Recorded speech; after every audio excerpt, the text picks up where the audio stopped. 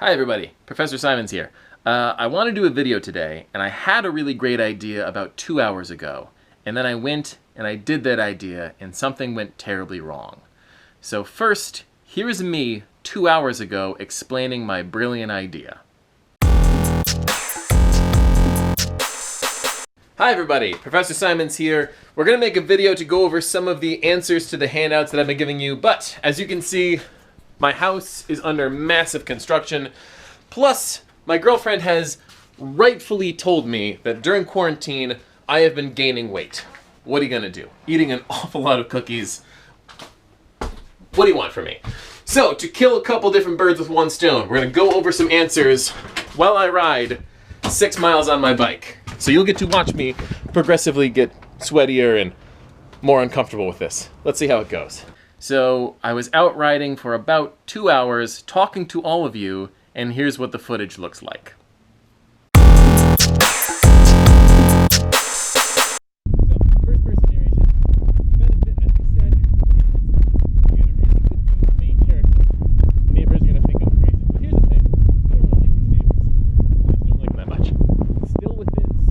House, and I'm winded.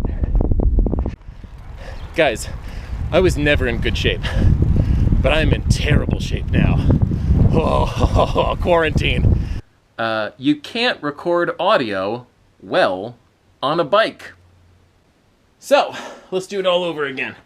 This time without the huffing and puffing. Well, a little bit, I'm still tired. First, let's talk about narration. Oh, are we centered? That looks about right. First person is really good because you get to understand a character inside and out. You get to feel kind of immediately inside the story. The downside is the scope is really limited. You only get to see what that character sees. Third person, the pro is you get to see the entire world. The con is you never get to fully understand that character from his or her point of view because you've got some godlike narrator telling us the entire thing. So, for the assignment, I asked you, why was Recitatif, the short story, told in first person and specifically from Twyla's point of view? Why is it best to get that story from Twyla's point of view? And here's my answer. You want to hear that story in first person from one of the two girls, because it's so internal. There's a lot of these characters, battling with themselves, trying to find happiness, both in the orphanage, or I should say the St. Bonaventure School. Then they're trying to find happiness in their own worlds and marriages and their own lives with their kids. So you want to get that story immediately from somebody's point of view. Then the question becomes, do you tell it from Twyla's or do you tell it from Roberta's? I think Twyla's the best candidate because Roberta, whether she knows it or not, causes some of the conflict herself. Twyla is kind of our main character. She is the one we support the most. She's the one we understand the most. Even as I'm explaining it, I kind of have my own trouble because I didn't write the story. It's just what I think.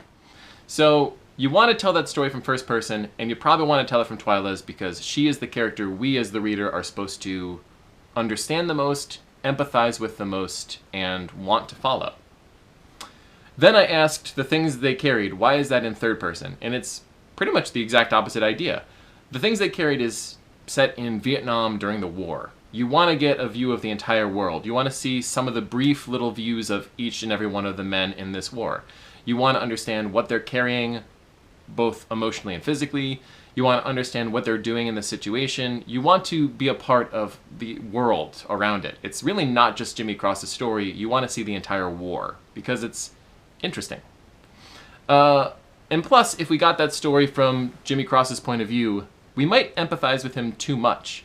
A big part of the story is that we're trying to figure out, is this character, does he really love Martha? Is he infatuated with Martha? Is that love crossing some boundaries? Is he kind of a creep? Does she love him back? Etc., etc. If we get that from Jimmy Cross's point of view, then we get it from his point of view. And his point of view for most of the story is, I love Martha, don't know if she loves me back, here are the things I want to do with her and to her. Gross. And we as the reader probably want a narrator saying, okay, here's what the world looks like, here's what Jimmy Cross is going through, now just let's watch it all go down. Next, let's briefly talk about citation and some of the things I've seen as you're quoting. As we've gone over before, quoting you need a few different things. First, you need a signal phrase. Something like, he said. That signal phrase needs to have a subject and a predicate because this needs to be a complete sentence, basically. So some of you are using a signal phrase like, for example. That is not correct. not a complete sentence. So even if you do the rest of the quoting correct, if that's your signal phrase, it is still a floating quote. You need something like that. Next, after the signal phrase, you want a comma. 98% of the time. Sometimes you can use a colon, and sometimes you can write the sentence so you don't need a comma. But just as a general rule, I would say signal phrase, then a comma. Then the quotes, then the quote itself. Here's where things are going wrong an awful lot. There is no punctuation between the end of the quote and the citation. No comma, no period, usually no question mark, usually no exclamation mark. You just want the quote itself ending with the quotation marks, and then no punctuation. Oh my god. Don't tell my girlfriend I dropped a marker on the couch. Guys, don't tell her. Then when it comes to citation, here are two things I'm seeing. First, I'm seeing an awful lot of people putting some punctuation here between the last name and the page number. There should be no punctuation, just the name and the number. That's it. And the other thing I'm seeing an awful lot is way too much information in here. Remember, I need two things, a last name and a number. That's it. Why are so many of you putting the year in there? Stop putting the year. I don't care. I don't want to know.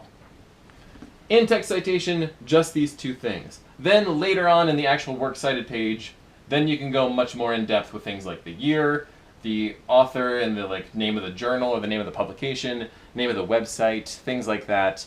That all goes in the actual works cited citation, not the in-text. Good?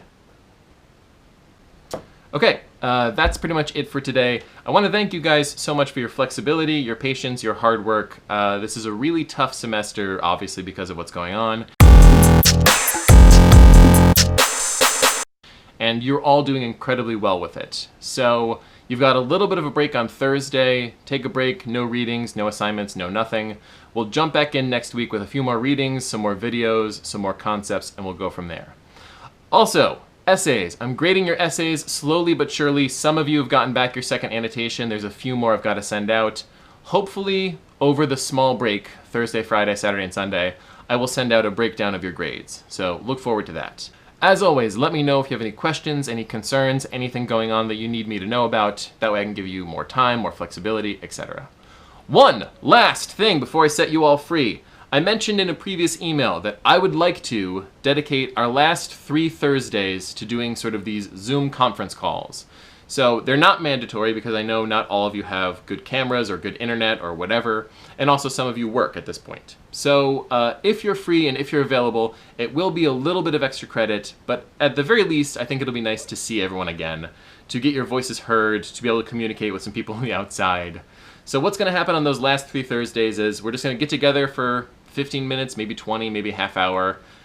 No real pressure. You can sign in and sign out whenever you need. It's optional, like I said, but we're just going to talk about the stories for a little bit. Maybe we'll talk about life also, but mostly we'll talk about the stories, and it'll just be nice to see you all again. Good? What I need from you is this, though.